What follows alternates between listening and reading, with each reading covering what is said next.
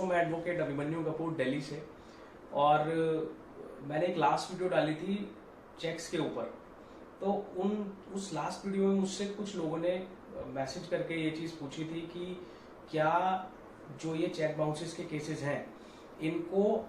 Court, अगर कोई व्यक्ति चाहता है कि वो पैसा दे देता है, वो चाहता है कि वो जो भी चेक अमाउंट था उसका वो उसको देना चाहता है वापस कंप्लेनेंट को, तो उस केस में क्या जो है कोर्ट इन केसेस को खत्म कर सकती है। दोस्तों, एक सुप्रीम कोर्ट का रिसेंट जजमेंट है, ज्यादा पुराना जजमेंट नहीं है, जिसमें जिस जजमेंट का नाम है मीटर्स एंड इंस्ट्रूमेंट्स वर्सेस कंचन मेहता। इस जजमेंट में सुप्रीम कोर्ट ने कहा है कि जो, पहले तो मैं फैक्ट्स बता देता हूँ आपको। इसमें हुआ ये कि एक कंप्लेनेंट थी जिनका नाम है कंचन मेहता। उन्होंने केस किया, चेक बाउंस का केस फाइल किया Meters and Instruments, MS Meters and Instruments एक कंपनी है उसके ऊपर किया कि उनकी कुछ पैसा बकाया था उनके ऊपर। तो उन्होंने जब वो केस फाइल किया तो उस केस में उनको ये मीटर्स एंड बॉन्ड्स जैसे ही कोर्ट में आए, उन्होंने ये कहा कि भाई, वो कंपनी ने ये कहा कि हमका जो भी पैसा है हम इनको देने को तैयार है। लेकिन जो ये कंचन मेहता है, कंप्लेनेंट है, ये अड़गई कहती है कि नहीं जी, मैं इनके ऊपर केस नहीं कर, इनसे पैसे नहीं लेना चाहती, इनको इसमें सजा दिलाना चाहती हूँ, जो कि 2 साल की सजा होती है चेक बाउंस होने पे, और फाइन होता है, तो मैक्सिमम 2 साल की सजा होती है। तो ये सजा मैं देना चाहती हूँ, मैं इनसे पैसे नहीं लेना चाहती हूँ। तो ये कोर्ट, ये फैसले के बाद में ये फैसला जो है आगे अपील में गया, फिर हाई कोर्ट गया। हाई कोर्ट में जाने के बाद हाई कोर्ट ने ये कहा कि जी ये सही बात है, ये कंप्लेनेंट की मर्जी है, कंप्लेनेंट की मर्जी के बिना तो आप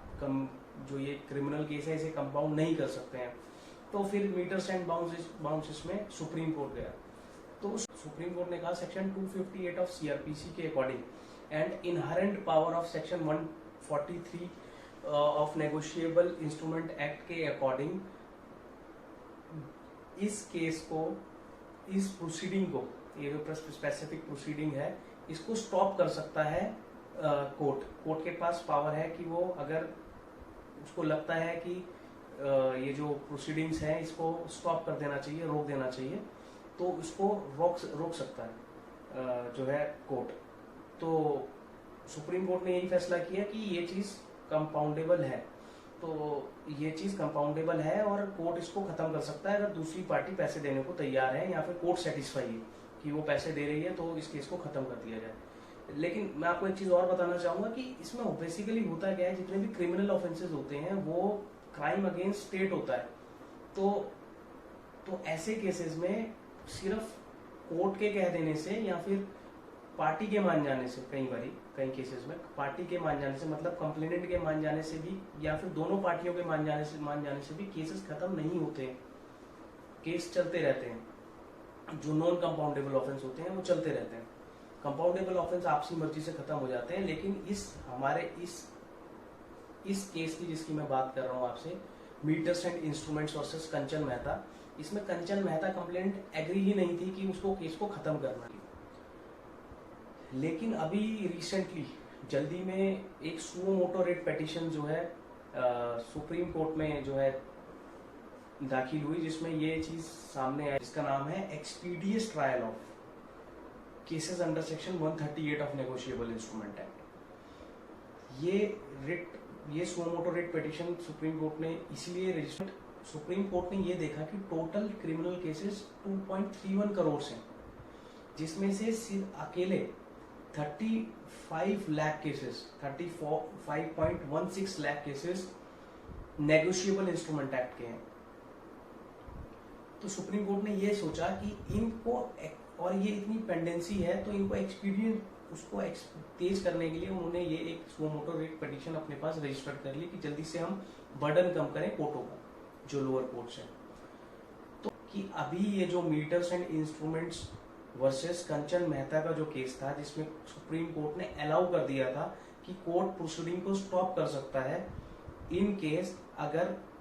जो एक्यूज्ड है, जिसने चेक बाउंस किया है या पैसे पे नहीं करें, वो पेमेंट देने के लिए मान जाता है, तो कोर्ट जो है उस केस में उस ऐसे केसेस को खत्म कर सकता है अपने हाथ से। लेकिन अभी ये चीज रीसेंट जजमेंट की वजह से ये चीज अभी ब्लर है, धुंधली है, इसके ऊपर अभी कुछ नहीं कहा जा सकता कि कोर्ट इसको खत्म कर सकता है या कमेटी की रिकमेंडेशन आने के बाद या लॉ बनने के बाद कोर्ट ऐसा कर सकता है। इस जजमेंट में कोर्ट ने ये भी कहा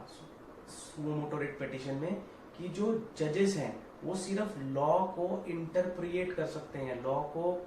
बता सकते हैं, लॉ को इम्प्लीमेंट करा सकते हैं, लेकिन लॉ को क्रिएट नहीं कर सकते, जो कि इस जजमेंट में मीटर्स एंड इंस्ट्रूमेंट्स वाले केस में जो है जजमेंट में ये किया गया। दोस्तों प्रेजेंट सिचुएशन ये है कि जो भी चेक बाउंस के केसेस हैं वो अभी फिलहाल कंपाउंड नहीं किए जा सकते कोर्ट की मर्जी से जब तक कंप्लेनेंट एग्री नहीं होता है। कोर्ट चाहकर भी अगर मान लीजिए एक्यूज्ड मतलब जिसने पैसे देने थे वो पैसे देने को भी तैयार है, तो भी उन केसेस में ऐसे केसेस को कंपाउंड नहीं किया जा सकता, स्टॉप नहीं किया जा सकता अगर वो समन्स ट्रायल में स्टार्ट कर दिए गए हैं। तो अभी इस चीज पे कोर्ट ने ये जो सुओ मोटो रिट पिटीशन है उसमें कोर्ट ने ये कहा है कि कमेटी रेकमेंड करे, मतलब एक लॉ बनाए, और जो law Meters and Instrument case में बना जजमेंट दिया गया है वो बैड लॉ है, वो गलत लॉ है, तो उसको माना बेसिकली नहीं जाएगा। कहने का मतलब ये। तो अभी फिलहाल सिचुएशन ये है कि चाहकर भी कोर्ट भी नहीं स्टॉप कर सकता अगर कंप्लेनेंट अड़ जाए कि भाई मुझे इसमें केस में इस इंसान को सजा करानी है और वो समन ट्रायल हो। दोस्तों इसी तरह के लीगल अपडेट्स के लिए हमसे जुड़े रहें। मैं एडवोकेट अभिमन्यु कपूर फिर मिलूंगा आपसे किसी और नई वीडियो में।